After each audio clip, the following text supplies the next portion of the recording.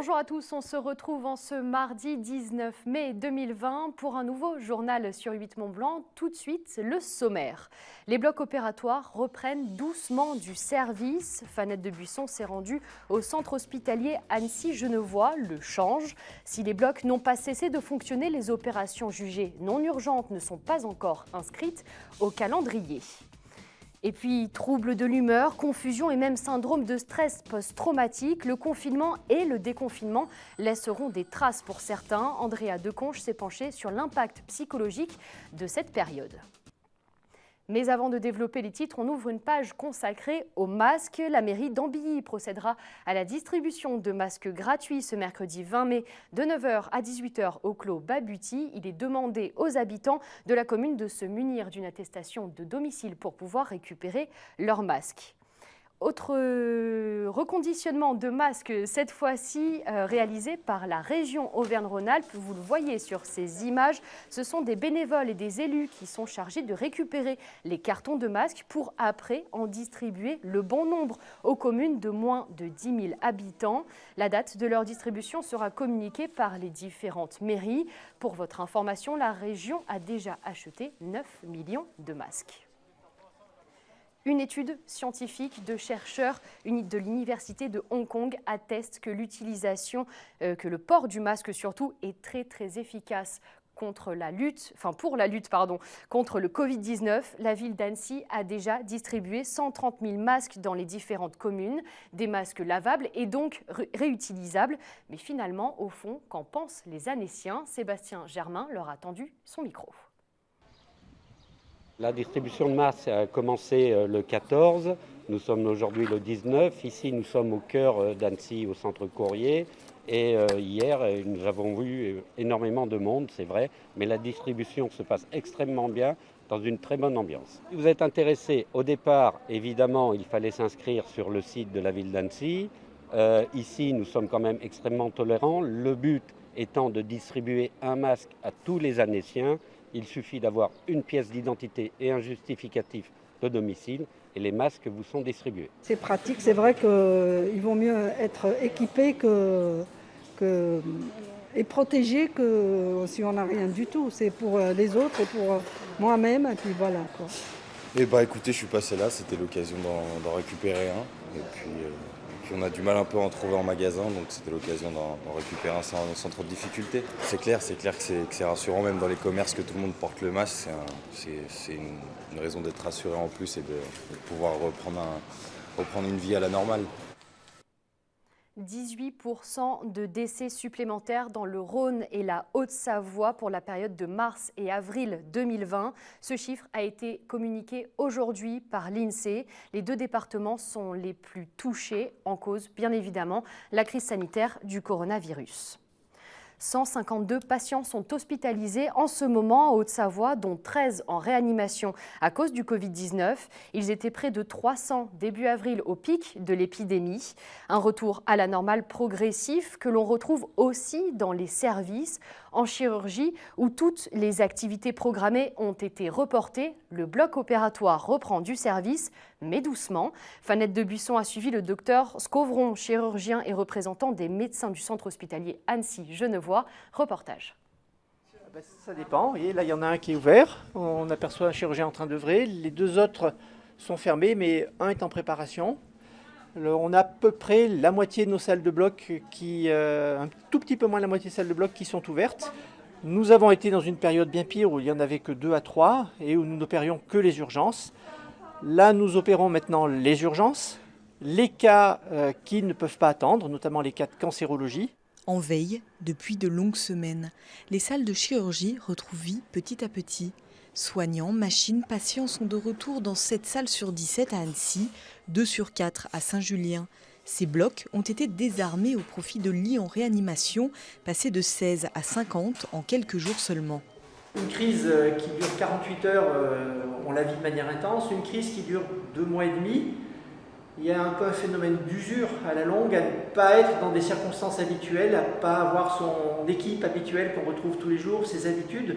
Et ça, c'est pas facile. Donc ça, c'est un aspect. Et après, il est temps pour le service rendu à la population pour les soins, car il y a beaucoup de soins, par exemple des chirurgies, qui ont été mis en attente parce qu'elles n'étaient pas vitales et qu'elles pouvaient attendre. Mais pareil, la patience des gens qui attendent, elle commence à être mise à rude épreuve et il va falloir pouvoir répondre à cette demande. Il y a des arbitrages qui vont être faits et qui vont durer plusieurs mois. Voilà, mais dans des registres différents, entre jamais on abandonne, et ça on n'a jamais abandonné tous les cas urgents ou les cas qui ne peuvent pas attendre comme les cas de cancer, c'est dans les autres chirurgies où il va y avoir un peu d'embouteillage.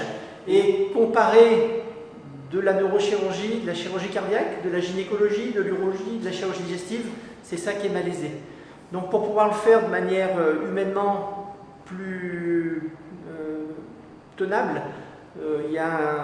c'est fait de manière collégiale avec un comité de chirurgiens de différents horizons qui se réunissent. C'est un énorme travail de leur part, à la fois mental, parce qu'il faut réfléchir à des dizaines de cas toutes les semaines, et psychique, parce que en fait, c'est réfléchir pour dire qui ne peut pas tout de suite. Des arbitrages dépendant également des stocks en anesthésiant très sollicités par les patients positifs au Covid hospitalisés en réanimation. Ces approvisionnements en grande tension sont désormais gérés par l'État. Les anesthésies générales sont autorisées au compte-gouttes. Progressivement donc, les blocs se remplissent, les équipes retrouvent leurs habitudes. Exemple dans la salle de réveil. Elle a été transformée plusieurs semaines en service de réanimation supplémentaire. Alors, la salle de réveil est calme, mais elle a repris une activité normale. Effectivement, au plus haut de la crise, cette salle de réveil était devenue une salle de réanimation, s'appelait la Réa 4, et accueillit une douzaine de patients. Nous l'avons en partie désarmé pour permettre de reprendre le fonctionnement du bloc. Et derrière moi, il y a des patients qui sont des patients opérés aujourd'hui. Néanmoins, dans le fond, il y a une salle encore close qui est une réserve, qui est prête à redevenir une salle de réanimation et à servir d'arsenal pour tous les moyens propres à une réa, si nous devions, en 24-48 heures, réarmer cette salle de réveil en réanimation. Une prudence essentielle, le nombre de patients en réanimation, 27 ce jour-là, reste supérieur à la capacité initiale. Ces moyens donc, ne sont pas encore totalement revenus, car en réanimation, même s'il n'y a pas eu de nouveaux patients ces 15 derniers jours, il y a encore 7 à 8 patients de Covid dans le service. Et on a l'impression également que dans les autres pathologies, les cas ont été retenus, ce qui fait qu'on a eu beaucoup plus d'entrées nécessitant de la réanimation qui ne soient pas Covid. Et on a plus de patients hospitalisés actuellement en réanimation qui ne sont pas Covid que la capacité habituelle que l'on a. Des travaux permettront d'ailleurs d'ajouter 14 places de réanimation début juin sans bouleverser l'ensemble des services. Les équipes de chirurgie espèrent pouvoir rouvrir 1 à 2 blocs dans les prochains jours. Viendra ensuite le temps d'organiser le rythme estival avec une deuxième vague ou non. Une étape de plus vers un retour à la normale qui demandera des mois. Applaudis tous les soirs au balcon à 20h, les soignants étaient et sont toujours en première ligne contre le Covid-19. Leurs vacances, peut-être cet été, seront donc bien méritées et c'est sur cette tendance que surfe l'entreprise Ternelia. Elle propose aux soignants des séjours à moitié prix sur la majeure partie des vacances et résidences de vacances du groupe. Cette remise de 50% sera disponible sur les mois de juillet et août. L'UNESCO tire la sonnette d'alarme. D'après l'organisation, plus d'1 musée sur 10 ne pourrait jamais rouvrir. Alors pour beaucoup d'entre eux, une reprise rapide de l'activité est vitale. Le musée des Beaux-Arts de Chambéry a ouvert ses portes il y a quelques jours. La culture doit reprendre sa place. C'est en tout cas le message qui est véhiculé. Reportage. Un marquage au sol devant l'accueil et sur chaque mur, le rappel du port du masque obligatoire. Le musée des Beaux-Arts de Chambéry a réouvert ses portes il y a quelques jours. Les premières arrivées sont timides. À l'étage, la galerie n'a jamais été aussi silencieuse. Les œuvres trônent toujours à leur place. La déambulation dans le musée est libre, contrairement à d'autres sites qui imposent un sens de visite. Alors pas de marquage au sol, puisque les salles sont assez grandes. On a une capacité de bâtiment qui nous autorise 40 personnes en même temps dans le musée. Alors on fait bien attention à ça. Et puis les salles sont assez grandes, il y a des façons de passer un peu partout qui fait que les gens ne se croisent pas ou enfin, peuvent respecter le fait d'être un peu, comme nous fait voir le tableau, un petit peu éloigné. On a eu des visiteurs qui sont arrivés sans masque, on leur a rappelé la consigne de la ville Et de ce fait, ils sont repartis et revenus assez rapidement avec un masque et tout se fait, les gens comprennent. Hein, ça va rentrer dans les habitudes de chacun. La région Auvergne-Rhône-Alpes a débloqué un plan d'aide de 32 millions d'euros pour la culture. L'urgence pour le maire de Chambéry est de rouvrir au plus vite ces sites. J'ai parlé des 2 sites de bibliothèques qui sont donc la bibliothèque Georges Brassens à Chambéry et la médiathèque Jean-Jacques Rousseau à Curial. Vous demandez à ce qu'elles soient réouvertes ? Mais ceux-là, on va les réouvrir sans dérogation. La dérogation, je la demande pour la Cité des Arts et pour la Dynamo. Au musée des Beaux-Arts, les règles sanitaires sont observées.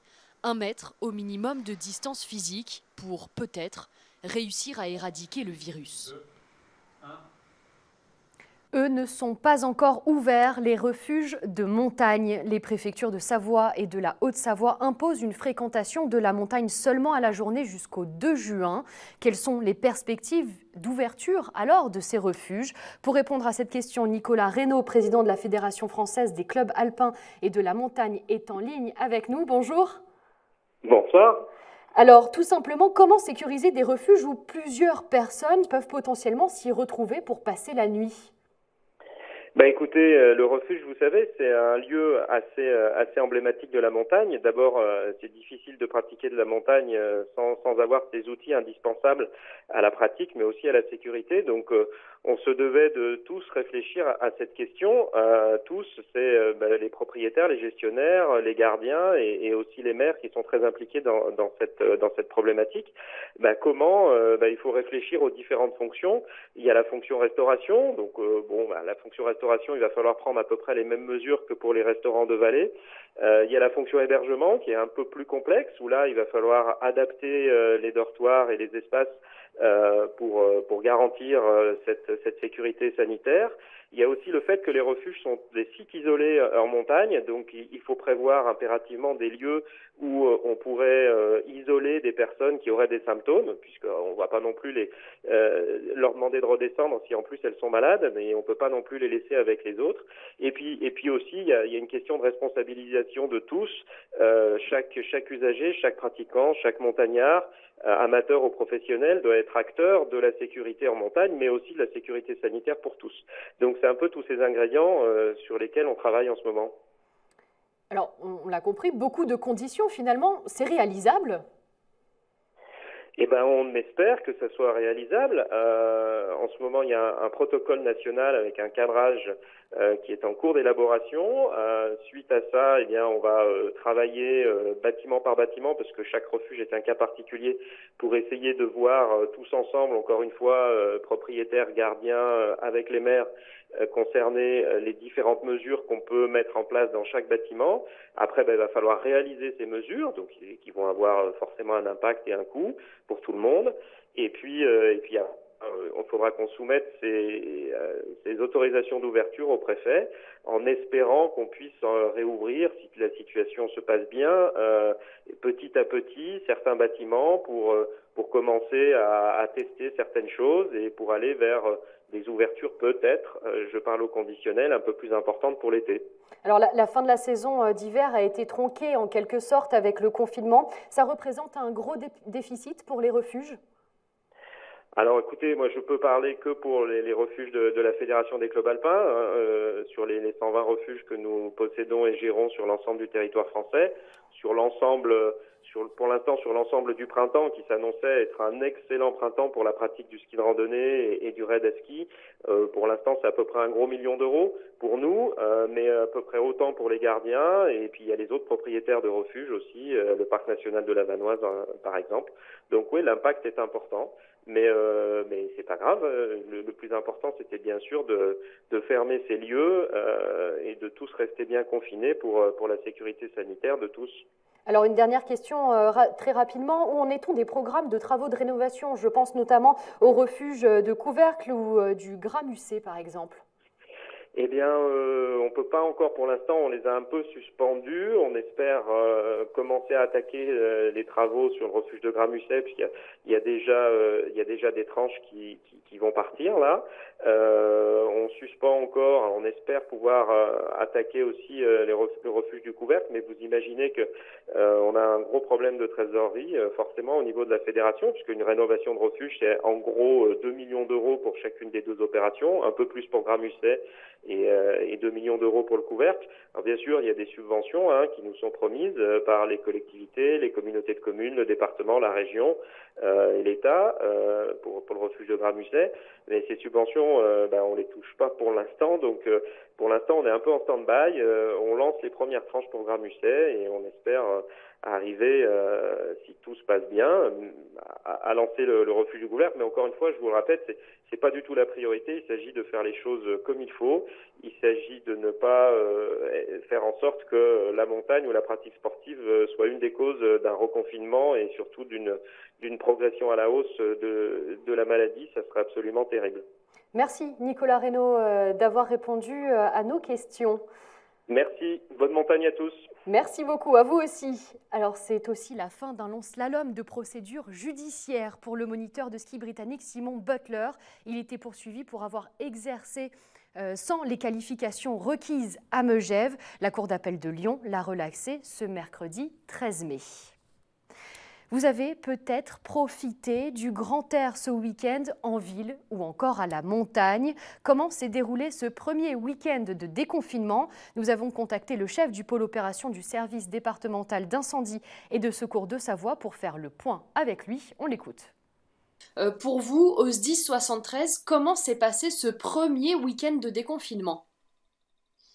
Écoutez, on était, sans dire inquiets, mais surtout vigilants par rapport à ce déconfinement, avec une crainte d'une activité qui remonte en flèche.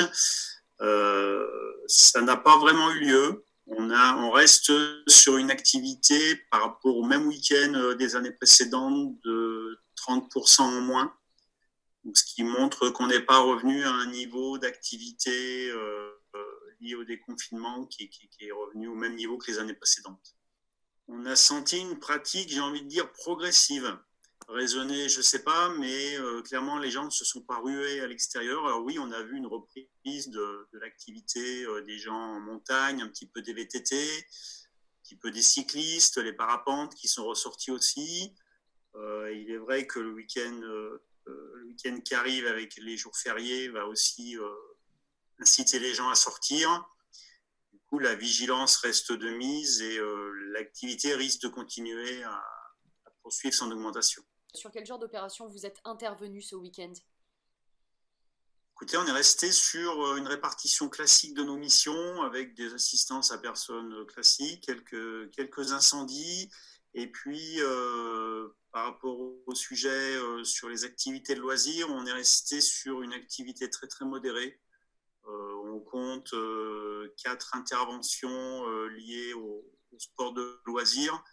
Alors oui, on a fait 2 interventions pour des parapentistes, parce que c'est pas la généralité, ça reste sûrement ponctuel, un accident de cycliste et un accident de montagne, mais voilà, ça reste modéré. Comment est-ce que vous envisagez le prochain week-end, ce week-end de l'Ascension, et puis la saison estivale aussi? Comment on envisage? Je pense qu'on est un petit peu comme tout le monde, on s'interroge et je ne veux pas dire qu'on vit au jour le jour, mais on attend de voir comment les citoyens vont se comporter. En tout cas, nous, on a mis en place les moyens qu'on estime suffisants et qui sont des moyens de haute saison pour faire face ces week-ends-là et sûrement l'été à une activité qui serait croissante. En tout cas, on peut surtout prodiguer des conseils de sécurité et demander aux gens d'être vigilants. Voilà, les gens ont été restés confinés pendant pas mal de temps, donc c'est vrai que c'est tentant, il va faire beau. Et puis, peut-être qu'on est un peu moins en forme, un petit peu moins leste. Et du coup, des choses qu'on ferait avec un certain niveau de forme, on va quand même essayer de le faire parce qu'on a envie, parce que ça fait un moment qu'on ne l'a pas fait. Voilà, donc il ne faut pas se dire c'est pas bien grave, ça va passer. il faut reprendre progressivement l'entraînement pour se dire, voilà, je mets toutes les chances de mon côté pour qu'il n'y ait pas d'accident. Le confinement fut une période exceptionnelle et ces 55 jours n'ont pas été sans conséquences sur notre santé. Entre troubles de l'humeur, confusion, voire même syndrome de stress post-traumatique, plusieurs méta-analyses démontrent que cette expérience a un impact considérable sur notre cerveau. Reportage d'Andrea Deconche. Ce retentissement est entré dans nos habitudes. Vous l'aurez certainement reconnu, il s'agit de l'introduction aux messages de prévention qui inondent nos écrans télévisés. Pour beaucoup d'entre nous, ils ont été traumatisants. Edith Saleil est psychopraticienne. D'après elle, ils sont venus renforcer les troubles mentaux dus au confinement. J'ai vu l'arrivée de nouveaux patients pendant cette période. Alors, pas tout à fait au début du confinement. Au début du confinement, je sens que les personnes étaient plutôt en état de choc en fait, après l'annonce du confinement. Les problématiques habituelles sont toujours en interaction avec les autres. Et là, c'était vraiment des problématiques beaucoup plus existentielles. Voilà, qu'est-ce que je vais faire dans ce monde? Est-ce que ça va changer? Comment je peux me rendre utile, quel sens ça a ce que je fais, est-ce que je ne vais pas créer autre chose. En général, en fait, ces questions-là, elles sont pas au premier plan. Certains patients m'ont demandé davantage de séances pendant cette période pour voilà, un peu contenir l'afflux émotionnel qui était là, en fait, avec beaucoup plus d'inquiétude qu'habituellement. Je trouve que le traitement de l'information a favorisé en fait, la peur chez chacune des personnes, des personnes qui même habituellement n'ont pas l'habitude de regarder les infos, là, elles étaient comme accrochées aux informations en fait, pour savoir ce qui se passait et ça fait qu'aggraver la situation. À l'établissement public de santé mentale à La Roche-sur-Foron, si seulement 2 patients ont été infectés par le Covid-19, l'impact des politiques de confinement s'est aussi fait ressentir. Après la première semaine, on a commencé à noter une augmentation des hospitalisations qui ne sont pas du genre de celles qu'on voit habituellement, c'est-à-dire qu'il y avait des décompensations qui étaient clairement en lien avec l'épidémie, alors que ce soit chez les patients psychotiques par exemple qui déliraient sur le contexte de maladie, le discours du président, et puis aussi des gens qui ont mal vécu le confinement en fait. Donc ça, on a eu beaucoup de gens qui n'avaient jamais eu de contact avec la psychiatrie qui ont été hospitalisés. Des gens qui avaient simplement besoin effectivement de réassurance, donc qui se sentaient dans un milieu protégé à l'hôpital, dont je dirais seule l'hospitalisation a déjà permis un peu de poser les choses, de stabiliser, d'éviter les décompensations anxieuses en particulier. Et puis il y a des gens effectivement qui ont nécessité des traitements médicamenteux ou alors des psychothérapies, des choses un petit peu plus élaborées, quoi. Il y a un paradoxe qu'on a réalisé aussi en psychiatrie, c'est-à-dire que les malades psychiatriques, du fait souvent de leur isolement social, ont été relativement bien protégés, on va dire, de l'épidémie globalement. Enfin, peut-être ça se verra sur les chiffres après, mais en tout cas nous, sur le terrain, c'est ce qu'on a pu constater. Mais paradoxalement, en fait, ils ne se protègent pas, quoi, parce que ça ne leur vient pas à l'esprit, ou alors de façon tout à fait inadaptée, pensant que c'est un virus qui a été créé, par exemple, pour détruire la population mondiale, ou une punition divine, ou voilà. Si quelques jours de répit ont été constatés après le déconfinement, les personnes jusqu'alors sorties du radar reviennent à l'EPSM. Si le confinement et le déconfinement ont été difficiles pour certains, qu'en est-il aujourd'hui des élèves? Des protocoles stricts encadrent leur retour en classe et déjà des parents d'élèves alertent sur l'impact psychologique de ces mesures. Victoria Lopez s'est rendue au collège de Grésy-sur-Aix. 150 jeunes y ont fait leur rentrée. Alors, comment vivent-ils leur retour à l'école? Reportage. 8h au collège Le Revard de Grésy-sur-Aix. Les élèves de 5e et de 6e ont regagné leur classe. Au programme, pour ces 2 premières heures de la journée, une formation aux gestes barrières. En groupe réduit, les jeunes retrouvent leur collège après plus de 2 mois d'école à la maison. Si les consignes de sécurité sanitaire sont au cœur des discussions, l'équipe éducative tient aussi à rassurer les collégiens et à leur permettre d'exprimer toutes leurs éventuelles appréhensions. Il n'y a personne qui se sent stressé ou qui a peur? Vous vous sentez rassuré par tout ce qui a été mis en place? Ça les rassure un petit peu, déjà de nous revoir finalement, parce qu'on a pas mal communiqué par mail et par Pronote, donc le logiciel qu'on utilise dans l'établissement. Donc ils savaient déjà un petit peu comment ça allait se passer dans l'établissement, mais de leur expliquer, puis de vive voix, puis de les voir, ça permet à la fois d'ouvrir la parole, qu'ils puissent poser leurs questions. Et puis ils sont souvent en petits groupes, donc du coup la parole est quand même beaucoup plus libérée qu'en temps normal. Tout au long de la matinée, enseignants et encadrants parcourent l'établissement avec les différents groupes pour leur expliquer la signalisation mise en place. Voilà. Allez, rangez-vous à 1 mètre de distance. Stop. 10 h, c'est l'heure de la pause.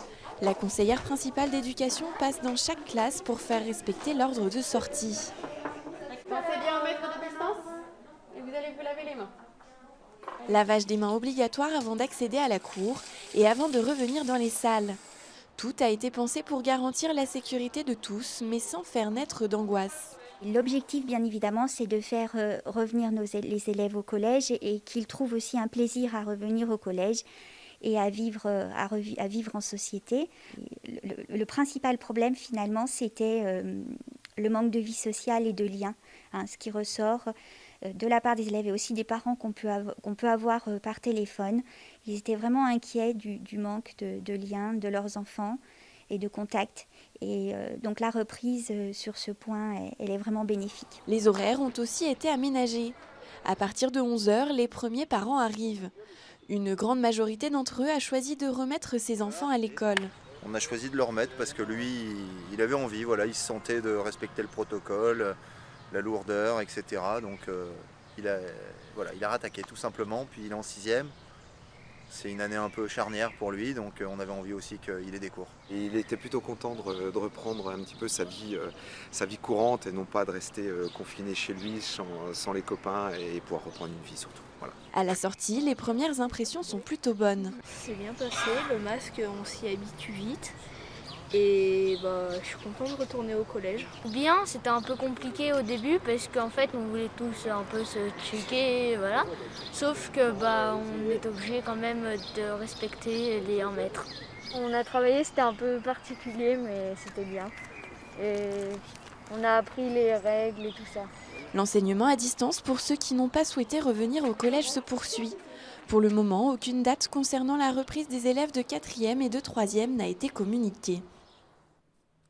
Coup de projecteur maintenant sur l'association Grandir et Créer. Implantée à Annecy, l'association se donne pour but de renforcer l'éducation à la nature des enfants, à eux-mêmes ainsi qu'aux autres depuis maintenant 3 ans. Mais avec la crise du Covid-19, la pérennité de l'association est en danger. C'est pourquoi elle a lancé une campagne de financement participatif. Bonjour Caroline Imperato. Vous m'entendez bien ? Oui, bonjour. Tout simplement, à quoi va servir cet argent, Caroline ? Alors, cet argent va servir, donc déjà merci de me recevoir. Le contexte actuel ayant fortement impacté nos projets de financement pour cette association qui existe depuis 3 ans. Donc nous souhaitons avoir ce soutien pour pouvoir proposer de réelles activités pour nos enfants, pour proposer des projets éco-citoyens. Alors, ces projets éco-citoyens, ils vont être en fait accompagnés par une équipe éducative qui va pouvoir justement être rémunérée grâce à ce soutien que nous aurons dans cette campagne. Le deuxième point, c'est que nous pourrons également proposer avoir des soutiens plus au niveau de nos professionnels qui vont accompagner les enfants. Ces professionnels qui aujourd'hui, comme si vous allez consulter notre page qui présente notre campagne de financement participatif, nous avons un projet en cours avec un ébéniste et une illustratrice. Ce sont des professionnels qui passent du temps et nous souhaiterions pouvoir les aider à concrétiser et rémunérer ces heures qu'ils passent avec les enfants. Et puis enfin, le troisième point que cette cagnotte pourra nous permettre d'avoir, ce sera de pouvoir créer et mettre en place une journée de célébration de tous ces projets éco-citoyens portés par des enfants, par leur créativité, leur enthousiasme et montrer la parole de ces enfants-là, à quel point ils peuvent agir aussi pour sauvegarder notre planète. La campagne prend fin début juin, plus que quelques jours pour donner. Alors où en êtes-vous ? Vous ne m'entendez plus? Alors je vous repose la question. La campagne prend fin début juin, dans quelques jours. Il faut donc se dépêcher si on a envie de donner à l'association Grandir et Créer. Où en êtes-vous des dons? Alors aujourd'hui, nous avons atteint la moitié de la cagnotte. Nous avons la moitié de la cagnotte. Donc nous sommes très très heureux de ce premier palier. Et maintenant, nous souhaiterions notamment accélérer pour que cela puisse atteindre toute la cagnotte entièrement pour les prochaines semaines. Alors si vous pouvez nous donner un prochain événement prévu peut-être. Alors, un événement, donc effectivement l'association, comme elle a dû arrêter tous ces événements en extérieur, ce que nous proposons, c'est des ateliers en ligne. Donc, nous proposons des jeux d'intérieur qui peuvent se faire à travers l'écran tous les lundis à 17 h. Nous avons également des ateliers lecture pour les plus petits, le mercredi matin à 10 h, et également des ateliers en ligne pour les projets éco-citoyens que certains enfants pourront mener. Donc, ces actions sont bien évidemment menées par nos bénévoles. Et nous souhaiterions pouvoir les concrétiser, ces projets. Et si vraiment vous pouvez nous aider, donc ce serait très chouette. L'association propose cette campagne de financement participatif sur Bluebees. Et donc, vous recherchez notre association Grandir et Créer. Eh bien, les enfants prennent la tête, puisque nous souhaiterions que nos enfants puissent nous aider à prendre la tête de ces nouveaux chemins, de cette nouvelle société qu'il faut inventer après ce que nous venons de vivre. En espérant en tout cas que le message soit passé ce soir. Merci beaucoup, Caroline Imperato. Merci. Alors, une mauvaise nouvelle maintenant pour les passionnés de jardin, mais aussi les autres. L'édition Rendez-vous au Jardin 2020 est annulée. Elle devait se tenir les 4, 5 et 6 juin partout en France, mais aussi en Europe. La 19e édition de l'événement se tiendra donc en 2021. C'est la fin de ce journal. Merci de l'avoir suivi. On se retrouve bien évidemment demain à 18 h sur 8 Mont Blanc pour une nouvelle édition. D'ici là, passez une très belle soirée. À demain.